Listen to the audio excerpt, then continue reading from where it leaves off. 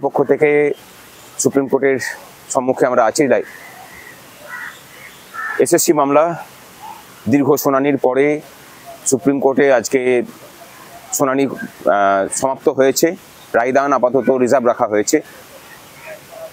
সংগ্রামী যৌথ মঞ্চ প্রথম দিন থেকেই সেগ্রিগেশনের পক্ষে কথা বলে এসেছে এবং আমরা আমাদের আইনজীবীদেরকে দিয়ে প্রথম দিন থেকেই এই অবস্থানটাকে খুব পরিষ্কার করিয়েছি যে যারা যোগ্য ক্যান্ডিডেট, যারা যোগ্য শিক্ষক শিক্ষিকা এবং শিক্ষাকর্মী, তাদের নামে যেহেতু কোনো পক্ষের কোনো অভিযোগ ছিল না, সেই জন্য এই লিটিগেশন থেকে তাদেরকে মুক্তি দিতে হবে।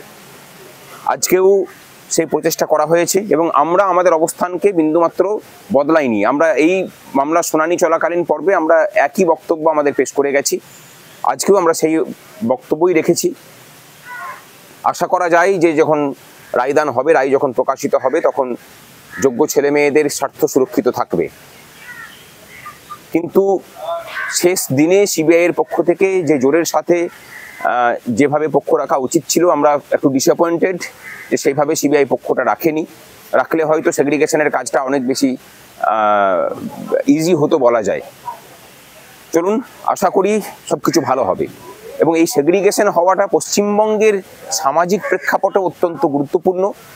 কারণ দুদিন আগেই দেখতে পেলেন যে একজন মন্ত্রী, খাদ্যমন্ত্রী, তিনি চুরির দায়ে জেল খাটার পরে মিছিল করে তিনি আবার পৌরসভাতে ঢুকছেন।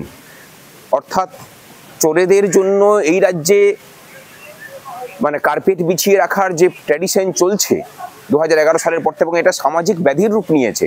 এটা অন্তত সুপ্রিম কোর্টের কাছে আমরা আশা করছি যে যোগ্য অযোগ্য, সৎ অসতের মানে পৃথকীকরণটা হোক। সমাজের কাছে অন্তত এই বার্তাটুকু যাক যে এই রাজ্য প্রশাসনই সব নয়, তার উপরে সুপ্রিম কোর্ট আছে, বিচার ব্যবস্থা আছে, যারা সৎ মানুষদের, যোগ্য ছেলে মেয়েদের স্বার্থ সুরক্ষিত করার জন্য সমস্ত কিছু কাজকর্ম করবে। যোগ্যদের জন্য যে লড়াই আমরা লড়ছিলাম, সে লড়াইয়ের সাথে আছি। ভবিষ্যতে যদি পথের আন্দোলন হয়, পথের আন্দোলনেও আমরা পাশে থাকবো। নমস্কার।